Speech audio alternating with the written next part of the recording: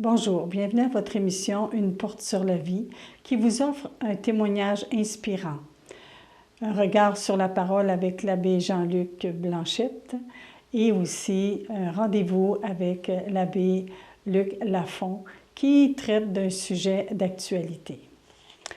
Aujourd'hui, j'aimerais vous témoigner de ma propre expérience. D'habitude, j'ai quelqu'un avec moi qui témoigne d'une expérience vécue, mais aujourd'hui, je me livre comme témoin à vous.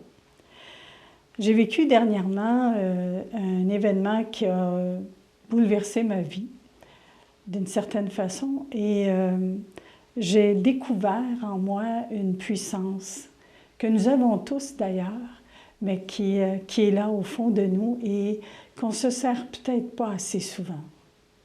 Alors voici ce que j'aimerais vous partager. Comme à tous les ans, je vais passer une mammographie bien fidèlement. Je fais attention, je ne passe pas à côté de ces rendez-vous puisqu'ils sont là pour nous aider. À un moment donné, bien gentiment, je reçois le téléphone de mon médecin qui me dit « Bon, bien, Madame Fleury, on a fait votre examen et on aimerait ça le refaire parce qu'on a vu certaines petites choses qui veut qu'on doit regarder de près. » Alors, je dis « Bien, pas de problème. » Alors, je pars, puis je vais passer une deuxième fois l'examen. J'étais un petit peu inquiète, je vous avoue, mais en même temps, j'essayais de faire confiance. Et mon deuxième examen se passe. Je reçois un deuxième téléphone de mon médecin qui me dit « J'aimerais pouvoir vous rencontrer. » Bon, là, tu as comme peur, là, tu te dis si elle veut me rencontrer, c'est pour quelque chose, c'est parce qu'elle a vu quelque chose. Alors, dans mon deuxième examen, elle m'annonce comme ça, très gentiment. Elle a préparé mon cœur dans sa rencontre et elle m'a dit qu'ils ont découvert des cellules cancéreuses et que je dois être opérée et que je vais probablement recevoir de la radiothérapie. Alors là, on a jasé un petit peu. Je suis repartie de son cabinet et je devais aller à la pharmacie, puis c'est comme si je ne réalisais pas toute l'ampleur de ce qu'elle venait me dire, mais j'ai appelé mon mari, étant donné que j'étais seule, puis pas une minute, une seconde qu'on a pensé d'aller à deux, parce que j'aurais jamais pensé de recevoir comme diagnostic cette annonce. Alors je l'appelle, puis je lui dis... bon, bien, ils ont vu qu'il y avait des cellules cancéreuses, puis je dois être opérée, puis tout ça. J'avais la gorge serrée, j'étais émue parce que, bon, je réalisais quand même que c'était du chambardement d'événements et tout. Puis mon mari m'a dit « Écoute, dépêche-toi à faire ta commission, on va le vivre ensemble, puis je te soutiens là-dedans. Viens-t'en à la maison, on va en jaser. » Alors, en arrivant à la maison, il me prend dans ses bras, puis il me dit « Louise, on va vivre ça ensemble, comme couple, puis on va passer au travers ensemble. » J'étais consciente que j'étais chanceuse, d'une part, que la maladie du cancer puisse être à ses débuts. Alors, le médecin m'avait dit, si j'avais passé à côté de mon examen annuel, que l'année d'après, j'aurais eu probablement une masse et des ganglions, et là, ça aurait été beaucoup plus compliqué. Déjà, de recevoir un accueil comme mon mari m'a fait, c'était rassurant, c'était réconfortant. Et c'est là que je vois à quel point une épreuve comme ça, quand on a soit des amis, soit un conjoint, soit quelqu'un de proche qui peut nous appuyer, c'est très, très important. Et alors, je tiens aussi à vous partager à travers cette épreuve-là la réaction de certaines personnes avec qui j'ai eu à parler au téléphone. Parce que, bon, les gens, ils apprennent que tu es malade, ils veulent aussi te soutenir, ils veulent t'encourager. Puis, bon, là, tu reçois des téléphones. Et lorsque je parlais avec eux, bon, je leur annonçais que j'avais la maladie, puis que ça m'atteignait, bien sûr, et tout. Mais certaines personnes, eux, lorsqu'ils t'écoutent, ils embarquent tout de suite dans leur expérience de vie. Bon, moi aussi, j'ai déjà vécu ça, puis puis ils ne t'écoutent plus. Ils m'écoutaient plus. Et ça me décevait à quelque part parce que moi, j'avais besoin d'en parler. J'avais besoin de dire ce que je vivais à travers cette annonce, de dire mes émotions, mes sentiments. Et à ce moment-là, je ne vous cache pas que j'ai trouvé ça un peu difficile pour certaines personnes. Et en même temps, je sais que ces personnes-là voulaient m'encourager, se servir de leur expérience pour dire « bon, bien, ça va bien aller, moi j'ai vécu telle affaire, puis j'ai passé au travers et tout ça ». Mais moi, je n'avais pas besoin d'entendre leur expérience. J'en sentais pas le besoin. Ce que je voulais et ce que je ressentais comme besoin, c'était le désir d'être écoutée. Mais je me rendais compte aussi que quand les personnes embarquent dans leur expérience, ça me projetait dans l'avenir. Ça me provoquait dans l'avenir.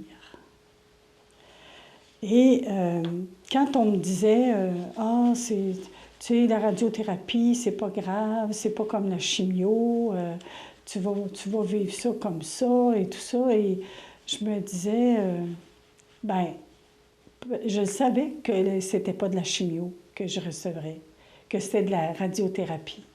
Je savais très bien que c'était pas pareil. Mais par contre, la radiothérapie, elle a aussi ses conséquences.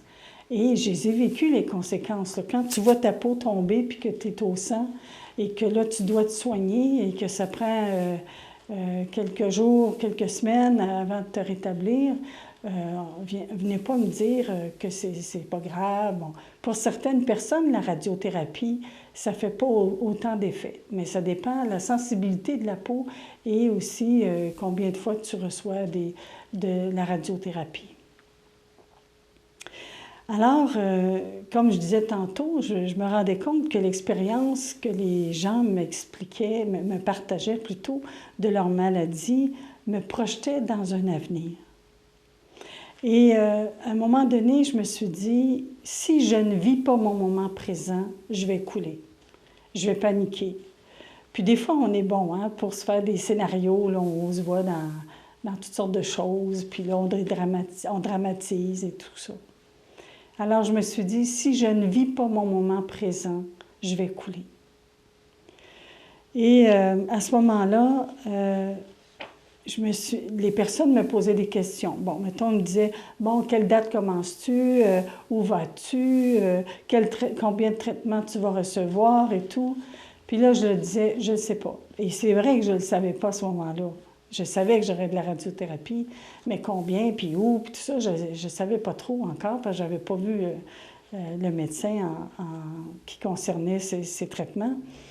Mais par contre, je me disais, je répondais à la personne, « Regarde, je ne le sais pas, présentement, je te parle, et je verrai en temps voulu, puis au fur et à mesure. » J'étais sans cesse en train de me ramener dans le moment présent.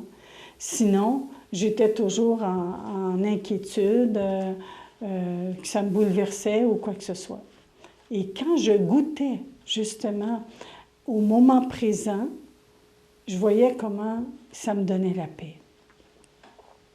Je m'étais procuré le petit livre que vous voyez ici, c'est « Le moment présent ». C'est le père Louis-Marie Parent, qui est un oblat de Marie Immaculée. Et il a écrit ce livre. Bon, ça fait quand même un bon bout qu'il a écrit, mais il y a des belles choses là-dedans. Et je m'en suis fait comme un livre de chevet. Et j'aimerais vous en lire des extraits qui m'ont aidée. Nous sommes tellement pris par la pensée de l'avenir que nous perdons de vue le moment présent. Souvent, nous sommes nerveux, agités, impatients et même malheureux parce que nous vivons trop en vue de l'avenir. Le bonheur ou la quiétude, la paix quotidienne dépendent de notre état d'esprit. L'équilibre se trouve en nous. C'est l'utopie de rechercher en dehors de nous-mêmes. C'est dans l'aujourd'hui que l'on trouve la joie de vivre. Si je parviens à me centrer sur le moment présent, aucune force humaine ne peut me troubler. Et je le vivais, ça, que quand je me centrais sur le moment présent, que j'étais en paix. Le moment présent est à ma portée. J'ai la puissance d'y mettre ce que je veux. J'ai le pouvoir d'accueillir ou pas ce qui pourrait me brouiller. Si je mets ma volonté à demeurer fixée sur la dimension du moment présent, je me donne des énormes chances de ne pas être perturbée. Toutes ces paroles m'ont fait découvrir la puissance du moment présent. Et si on écoute Saint Paul quand il dit dans Romains, « J'ai l'assurance que ni la mort, ni la vie, ni les anges, ni les dominations, ni les choses présentes, ni les choses à venir, ni les puissances, ni la hauteur, ni la profondeur, ni aucune autre créature ne pourra nous séparer de l'amour de Dieu. » C'est quelque chose, cette parole.